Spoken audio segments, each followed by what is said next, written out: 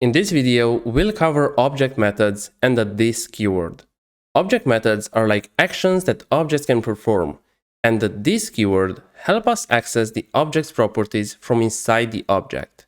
As a quick reminder, an object is like a container with compartments, where you can store and organize information using keys and values. For example, we created a person object in a previous video. So let's do const person equal to first name John, last name Doe, and age 30.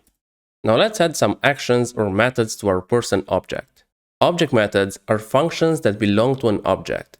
Think of them as actions that the object can perform. Let's add a method called full name to our person. So full name function return this.first name concatenated with this.last name, and then print person.full name. Run the program,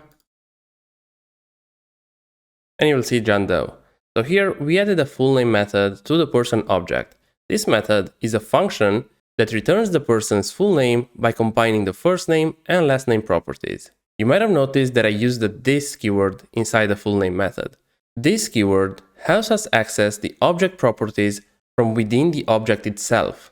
In our example, this.firstName refers to the first name property of the person object, and this.lastName refers to the last name property of the person object. So just keep in mind that when you use the this keyword, you will use the properties that you have inside the object. Now let's add another method to our person object. This time we'll create a method called greet that makes the person greet someone.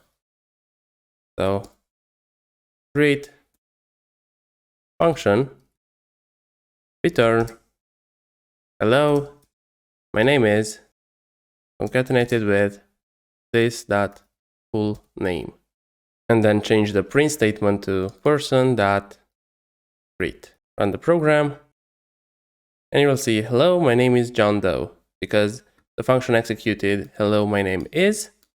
Then it executed the function this.full name, which returned this.first name concatenated with this.last name, and the properties are John and Doe.